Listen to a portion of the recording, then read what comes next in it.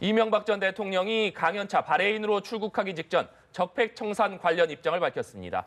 정치 보복 등을 언급하며 강하게 반발해 향후 정치적인 파장이 예상됩니다. 두 분과 함께 자세한 소식 짚어보겠습니다. 최진 세안대 부총장, 장성호 건국대 행정대학원장 모셨습니다. 어서 오십시오. 예, 안녕하십니까. 네, 어서 오십시오. 네, 안녕하세요. 네. 대담에 앞서서 먼저 오늘 오전에 있었던 이명박 전 대통령의 발언 직접 들어보시겠습니다. 지나간 6개월 적폐청산이라는 명목으로 보면서 이것이 과연 개혁이냐, 감정풀이냐, 정치적 보복이냐 이런 의심이 들기 시작했습니다. 한 국가를 건설하고 번영하는 것은 매우 어렵습니다. 쉽지 않습니다.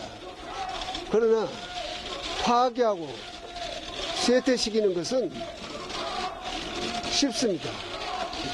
새로운 정부가 들어와서 오히려 모든 사회 모든 분야가 지금 갈등이 분열이 깊어졌다고 이렇게 생각해서 저는 많은 걱정을 하고 있습니다.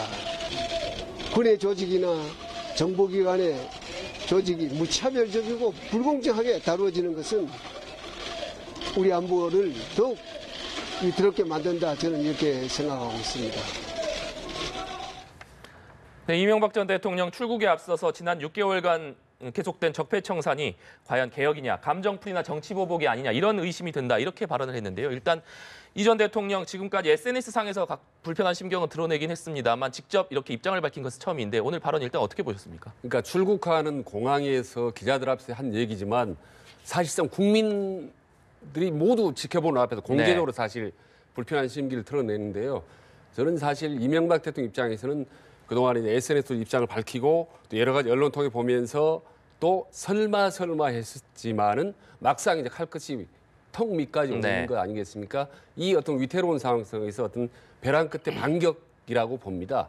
그런데 이제 그런 부분이 과연 국민들이 어떻게 받아들일 것인지 모르겠지만 최근 들어서 아시다시피 지금 적폐청산이냐 정치 보복이냐 논란이 지금 핑퐁하고 있지만 국민 여론이 지금 문재인 대통령에 대해서 오히려 상승하고 있지 않습니까? 네. 그래서 국민들은 사실은 적폐청산을 해야 된다라는 여론이 상당히 지금 물밑듯이 커져가고 있는 상태이기 때문에 지금 이명박 대통령이 어떻게 보면 공격적 방어가 얼마나 이제 효과가 있을지는 상당히 좀 회의적이라고 봅니다. 네, 원장님께서는 어떻게 보셨습니까? 제가 오늘 저 모습을 TV를 통해 직접 봤는데 사실은 우리 어떤 정치의 아이러니가 전직 대통령이든 그리고 과거의 정치 야당의 영수회담을 했을 때 많이 보았던 김대중이나 YS 같은 그런 정치인들도 마찬가지로 집권 전에 감옥에 가서 고초를 겪고 아니면 집권 후에 또 감옥에 가서 고초를 겪고 불행한 사고를 맞이하는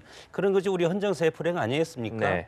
물론 이명박 대통령이 오늘 전 국민 앞에서 그동안 저렇게 말한 것은 전직 대통령이기에 앞서서 정치 지도자 최고의 어떤 대통령이지 않았습니까? 그렇기 때문에 정치 지도자라는 것은 국민들이 물음에 답을 할 의무는 있습니다. 최근에 MB와 관련해서 상당히 여러 가지 그리고 MB 출국 금지라는 그런 그 청와대 게시판에 그런 뭐 여러 가지 지금 게시판도 지금 뭐 7만 명까지 국민들이 서명을 했다고 하지 않습니까? 그런 상황에서 출국을 한 입장에서 이거에 대해서 입장을 밝히는 것은 당연하다고 보고 다만 이것이 대통령 입장으로 이것이 통치 행위였다 이렇게 앞으로 뭐 포괄적으로 얘기할 가능성이 상당히 크고 물론 뭐 특수 활동비도 상당히 지금 문제가 되고 있지만 그러나 이제 시기가 지나고 새로운 어떤 과학 혁명의 결과에 따라서 전통적인 관념이 지금 무너지고 있다는 것이 바로 저 현장에서 저는 느낄 수 있었고 이런 차원에서 물론 적폐청산이 정치 보복과 어떻게 보면 일맥상통할 면도 있지만 전혀 다른 쪽으로 우리가 해석할 필요도 있기 때문에 이것은 어차피 검찰과 사법부의 어떤 판단에 따라서 이것을 규정질 필요는 있다고 봅니다. 네. 지금 자유한국당 같은 경우에는 이 문재인 정부의 적폐청산에 대해서 정치 보복이다 이런 공세를 계속 해오지 않았습니까? 이명박 전 대통령이 오늘 직접 이 적폐청산이 이 정치 보복이다 이런 입장을 밝힘으로써 이게 앞으로 이 전 대통령의 대응 방향을 이게 내비쳤다 이렇게 볼 수 있을까요? 사실 과거에도 보면 퇴임한 전직 대통령의 어떤 반격 건 상당히 좀 무력합니다. 네. 그게 특히 특별히 국민들에게 명분도 없는 상태에서 본인에 대한 어떤 변명이나 해명성 발언들이 사실 별로 그렇게 큰 위력을 발휘하지 못하거든요. 다만 이제 지금 정치 보복이다 이렇게 주장하는 부분들 방금 인터뷰한 내용을 보면 자유한국당 논리하고 상당히 같지 않겠습니까? 네. 그래서 자유한국당을 중심으로 보수 세력이 문재인 대통령이 상당히 좀 공격을 가고 있기 때문에 여기에 같이 힘을 보태서 함께 말하자면 보수의 대반격의 어떤 프레임으로 간다면은 본인의 어떤 이런 위기 이런 상황들을 좀 상당히 넘길 수 있지 않을까라는 이제 그런 전략적인 판단을 할 수 있겠죠. 네.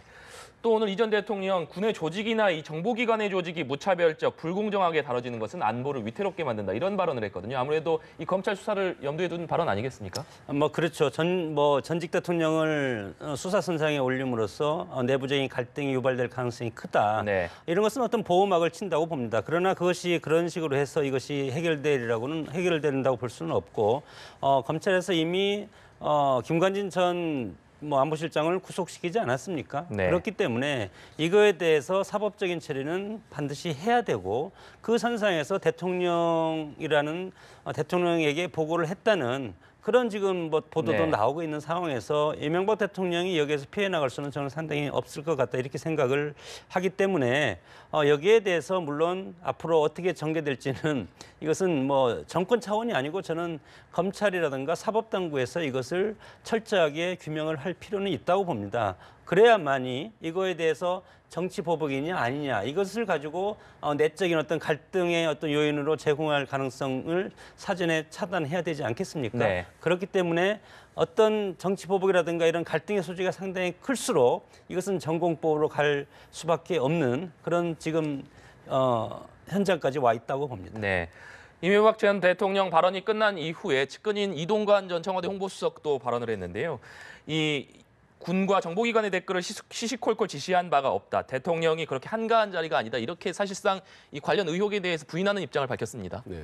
근데 박근혜 전 대통령의 경우로 보니까 대통령이 상당히 시시콜콜한 것도 지시를 하고 또 상당히 또 한가한 자리인 것 같다라고 해서 이제 국민들이 많이 붕괴를 했지 않습니까?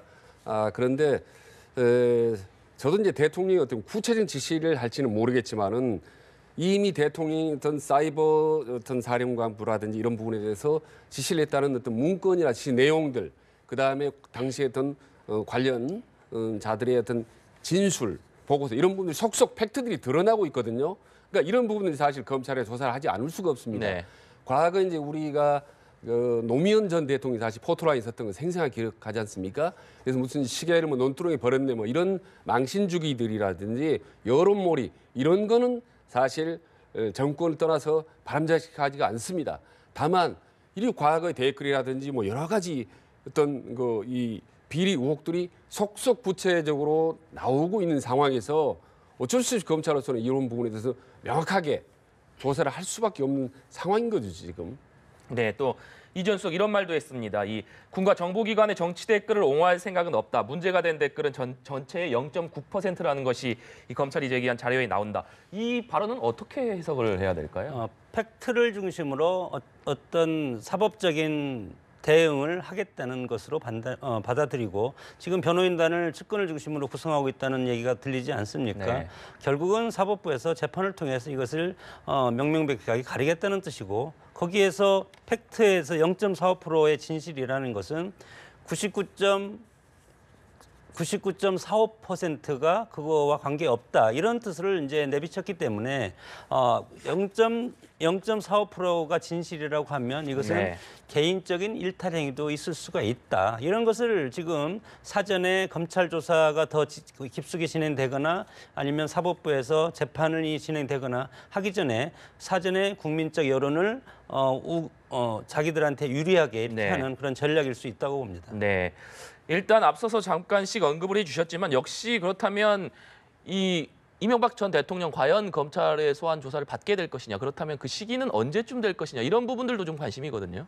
지금 김관진 전 국방부 장관이 사실 상당히 구체적으로 지금 네. 진술하지 않습니까? 이명박 대통령이 지시를 했다라고 댓글 부분에 대해서 그리고 관련된 청와대 문건들이 사실 지금 나오고 있는 상황입니다. 이렇게 되면요, 조금 전에 말씀드렸다시피 아무리 전직 대통령이 하더라도 조사를 피하기가 어려운 상황으로 지금 치닫고 있다라는 거고, 다만 이제 어차피 조사는 바레인으로 나갔기 때문에 이제 귀국하는 대로 이제 그런 수사들이 좀 상당히 빠른 속도로 아마 이루어질 가능성이 좀 높다고 봅니다. 네, 상당히 빠른 속도로 수사가 이뤄질 가능성을 좀 제기해 주셨는데 어떻게 보십니까?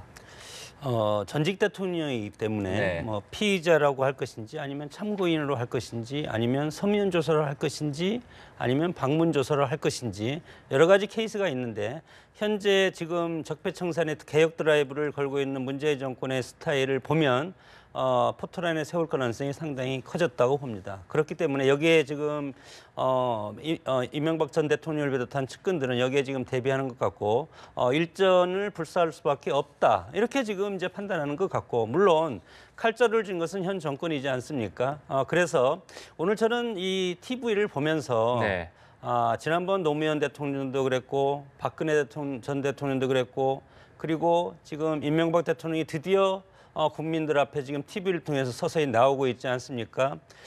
이것이 이제 우리는 요 장면을 다른 쪽으로 해석을 할 필요가 저는 있다고 생각을 합니다.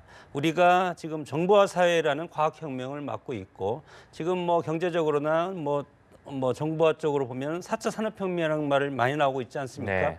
이것은 다른 말로 하면 정보가 공유화되기 때문에 과거처럼 어떤 전통적인 관념이 어떤 그 통치 행위라는 것이 이제는 소용이 없다. 결국은 전통적인 인적 통치 구조가 파괴되어 가고 있는 것이 아닌가 이렇게 생각을 하고, 과거에는 이런 전직 대통령의 정치 활동 기간이 상당히 오랫동안 한 것을 하나의 어떤 사법적인 단죄로 했는데 그것이 점점점 좁아지고 있다는 겁니다. 이것은 앞으로는 그러면 대통령이라는 중앙집권적인 통치 구조를 우리가 없애야 되지 않을까. 내년에 마침 개헌이 있지 않습니까? 개헌이 있으면 이렇게 해서 정보화라는 것으로 해서 일거에 정보가 다 쏟아져 나오기 때문에 이것을 방어할 어떤 기제가 없다. 이런 상황에서 봤을 때는 주기적인 권력 교체가 가능한 권력 구조로 바꾸는 것이 좋지 않을까. 저는 여기까지도 오늘 생각을 해봤습니다. 그러니까 어느 사건이든지요, 네. 국민 여론과 팩트에는 당할 천하장사가 없습니다. 근데 지금 뭐 오늘 현재까지 청원이 벌써 출국 금지시켜라 이명박 대통령 이게 7만 명은 넘었었지 않습니까?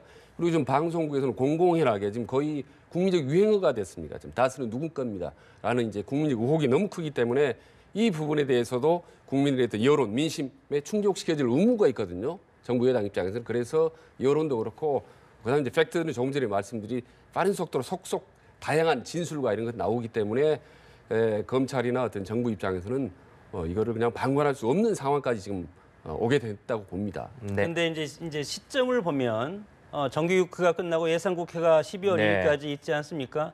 상당히 타이밍은 저는 안 좋다고 봅니다. 이렇게 되면은 예산국회에 영향을 끼칠 가능성도 있고, 전직 MB와 박근혜 두 보수 대통령은 보수 계열의 유권자라든가 보수 정당과 같이 갈 수밖에 없지 않겠습니까? 그렇게 됐을 때 이것에 직격탄을 맞는 건 저는 예산국회라고 보고, 그리고 개혁 입법도 마찬가지로 야당의 협조가 없으면 한치라도 앞으로 나갈 수가 없기 때문에 문재인 대통령의 어떤 정부의 성공은 개혁 입법이 어느 정도 성사되냐. 그러나 이것은 선진화법을 뛰어넘어야 되는 것 아니겠습니까? 이렇게 됐을 때 상당히 어려운 것이 있는데, 적폐청산도 좋지만 개혁 입법을 하기 위해서 협치의 어떤 정신도 살려야 될 필요가 있는데, 이런 것들이 정권에서 어떻게 할 것인지는 앞으로 이제 우리가 두고 봐야 될 것이고, 이 올해 예산국회가 끝나면 바로 내년에 지방선거와 그리고 개헌이 드라이브가 되어 있기 때문에, 개헌은 결국은 현 정부의 어떤 무덤이 될 가능성도 상당히 많지 않습니까? 왜냐하면 모든 이슈를 빨아들이는 거기 때문에.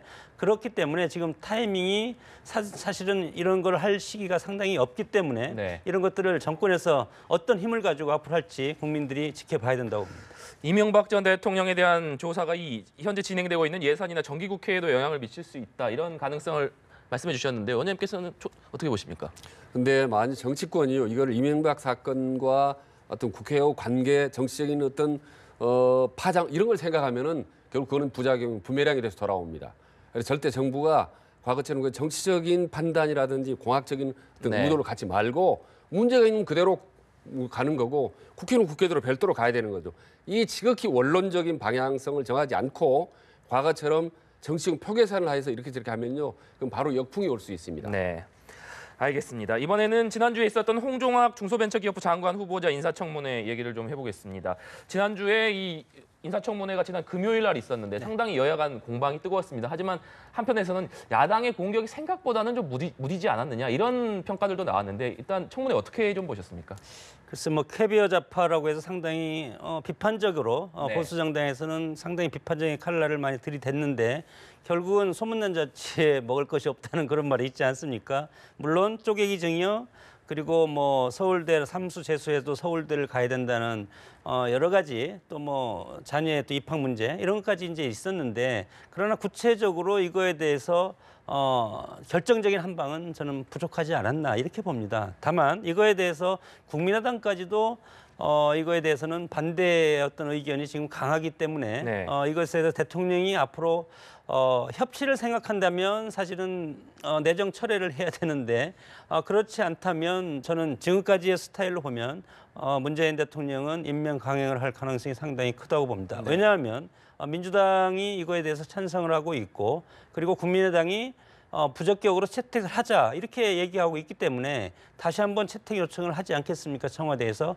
그런 다음에 대통령께서 임명을 하는 그런 절차로 가지 않을까 그렇게 전망을 합니다. 네, 지금 홍종학 후보자에 대한 청문보고서 채택 아직까지 뭐 이견을 보이고 있는 상태인데요.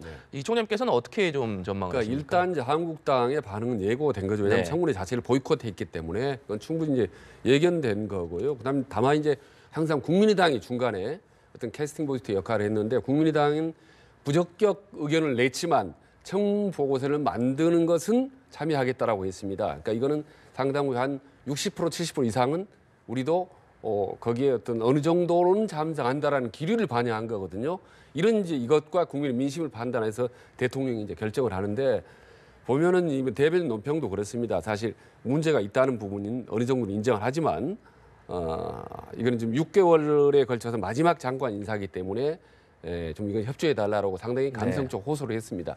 이걸 본다면 결국 대통령도 좀 아쉬움과 불만이 있지만 그래도 예정대로 아마 장관을 그대로 임명을 할 가능성이 좀 높다고 봅니다. 그리고 원래 도덕성과 능력이 둘 다 부족하면은 사실 이것은 낙마 사유가 되지만 이번 같은 경우는 이제 도덕성은 상당히 문제가 있으나 능력이 없다. 이 부분에 대해서 상당히 좀 제대로 공격을 못했거든요. 말하자면 능력은 상당히 갖췄다. 그러나 도덕성이 좀 부족하다. 네. 이런 부분이 있기 때문에 대통령으로서는 저는 아마 임명을 할 가능성이 거의 뭐 80% 이상이라고 봅니다. 이거에 대해서 저는 이제 안타까운 게 이제 두 가지 측면으로 보는데 중소벤처기업 장관을 한 30명 정도를 지금 검증했다는 것 아니겠습니까? 그중에 절반은 고사했고 절반은 자격이 안 되고 그래서 마지막 남은 분이 홍종학 전 의원 장관 후보자인데 이분이 뭐 또다시 한 장관에 대해서 두 번 낙마한 사례가 없지 않습니까?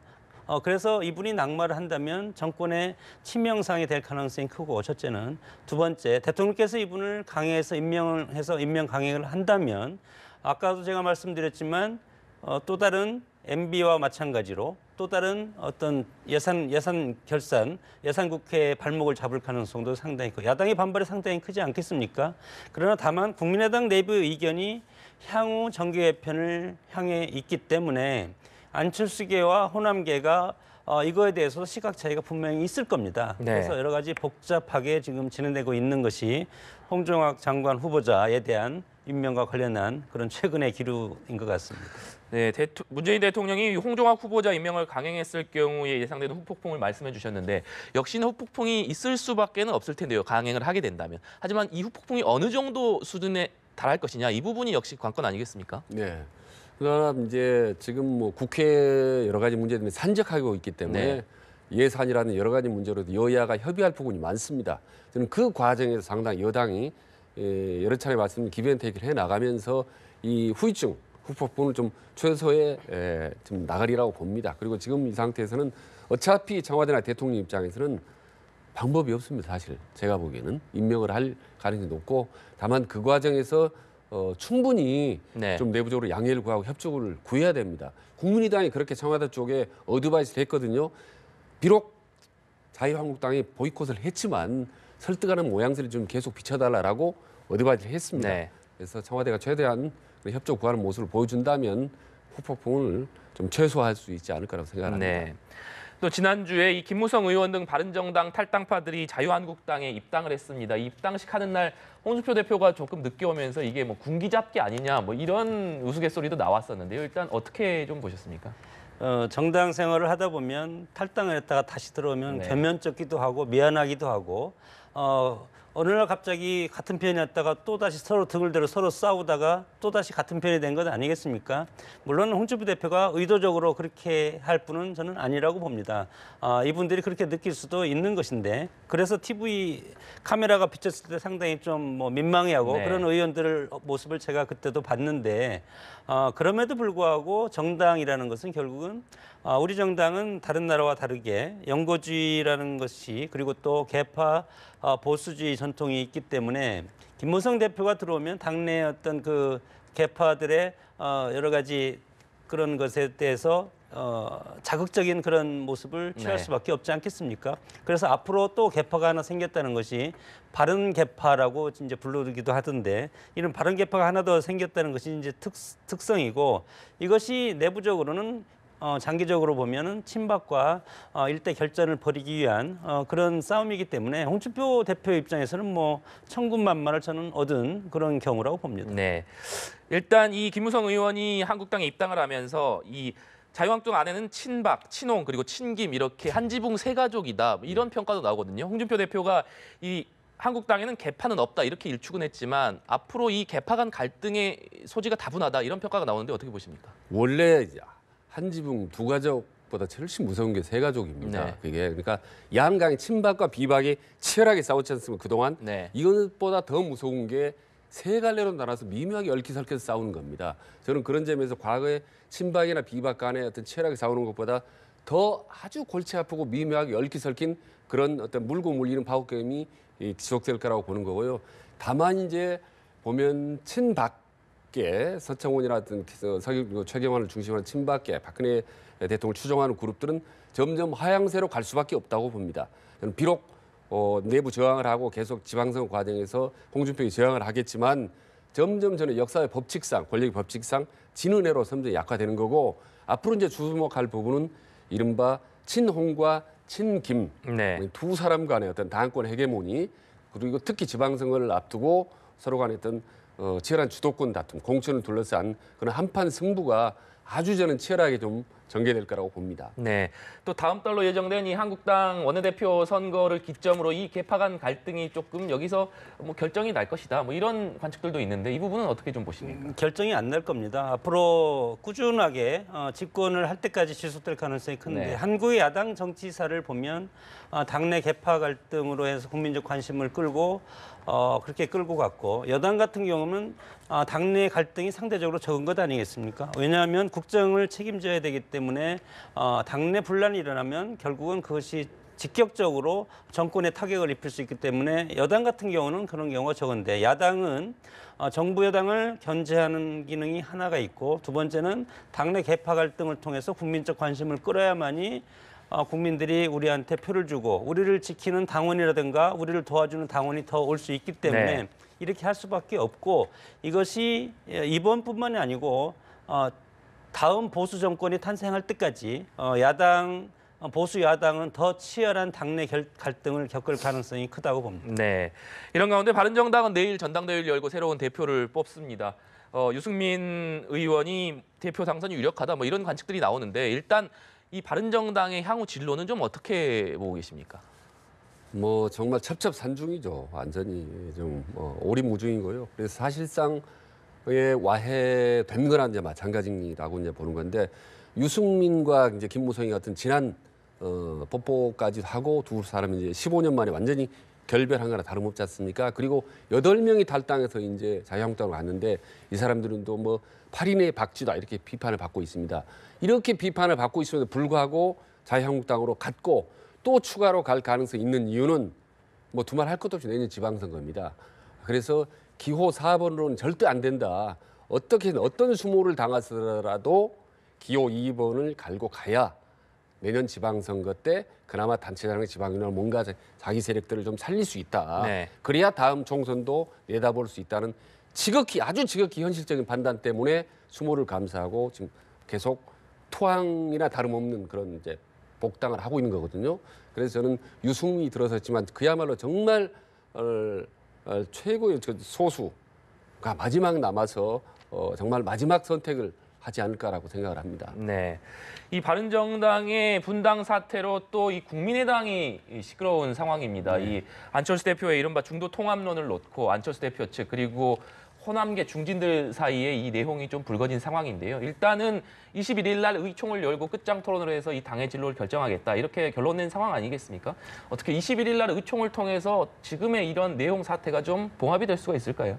뭐 봉합되는 게 아니고 저는 이제 시작이라고 봅니다. 네. 결국은 정계 개편이라는 것은 정치적 패배자로부터 정계 개편이 시작돼서 이것이 도미노로 해서 결국은 집권 여당으로 향하는 것 아니겠습니까? 지금은 1차적으로 야당 그 한국당이 정치적인 패배자 아니겠습니까? 그래서 먼저 정계 개편의 출을 던졌고 그래서 이번에 김무성 대표를 비롯한 8인이 결국은 한국당에 복당을 하고 바른정당은 사실은 소멸 단계에 저는 들어갔다고 봅니다. 이런 상황에서 이 추파가 어디로 가냐면 이제 국민의당을 향하고 있는 것 아니겠습니까? 그럼 국민의당은 안철수 대표는 3년 뒤에 대선을 목표로 해서 본인이 정당이 있어야만이 다른 정당과 연합해서 단일 후보를 만들다든가 네. 이런 것을 이제 한 번에 대선을 치러봤기 때문에 정당이 있어야 된다는 걸 알고 그래서 저는 안철수 의원의 최근에 어떤 그런 행보를 보면 호남계와 결별할 각오가 돼 있고 일정 부분 유승민계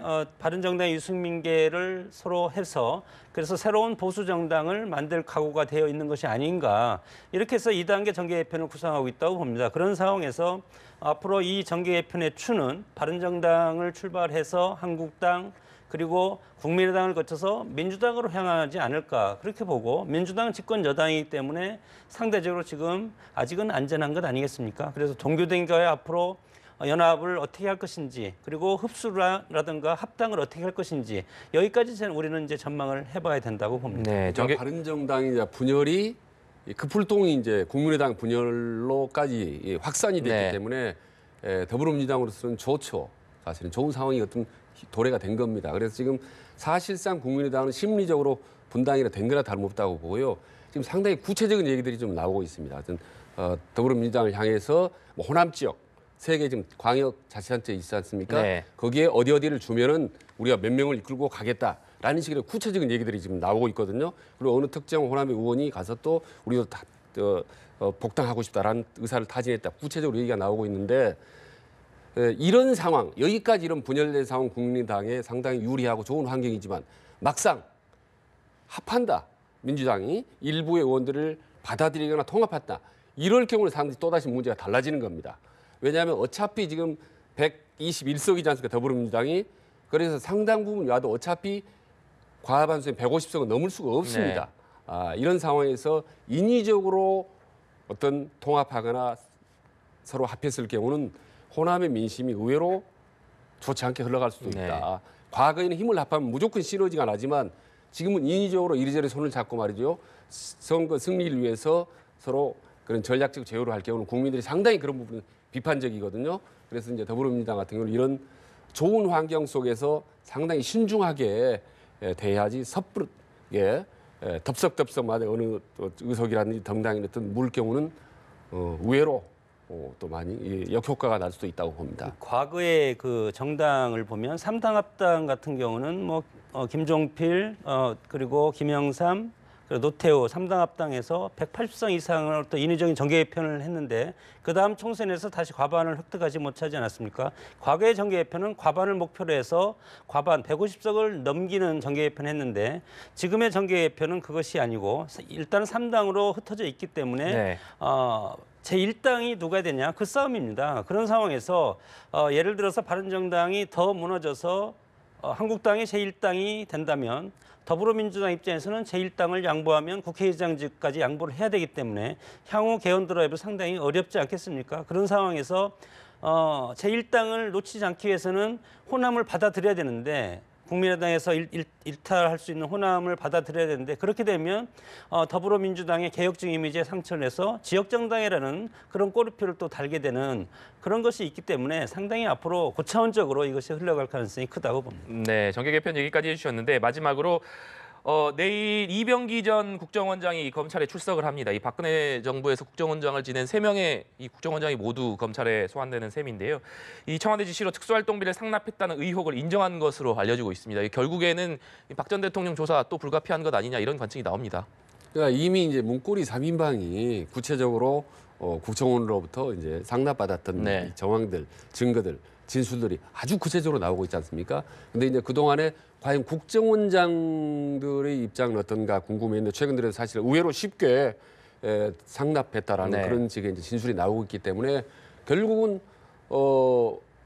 박근혜 전 대통령이 불가피한 거죠. 그렇다면 이명박 대통령이든 박근혜 전 대통령이든 그런 구체적인 정황들이 나온다면 할 수 없이 조사를 해야 되는 거죠. 할 수밖에 없는 상황이 지금 오고 있는 거죠. 그래서 저는 차제에 이런 부분들이 상당히 어떻게 보면 국민들 입장에서 불편할 수도 있고 또 상당히 정치적으로 하는 큰 격변일 수도 모르겠지만 이런 어떤 구습이라든지 어떤 왜곡된 정말 오랜 동안 해묵은 잘못된 정치 구조 고리를 차제에 끊을 필요는 있다고 봅니다. 그렇지 않으면 또다시 문제가 될 수 있기 때문에. 그래서 이걸 끊지 않으면 또다시 문재인 대통령이 문제되면 다음 정권에서 또 문재인 정권에서 정치 보복이 이루어질 수 있기 때문에 정말 이번 정부는 정말 공명정대하게 국민만 보고 적폐청산을 제대로 공명정대하게 할 필요가 있다고 봅니다. 네, 알겠습니다. 오늘 두 분 말씀은 여기까지 듣도록 하겠습니다. 오늘 말씀 감사합니다.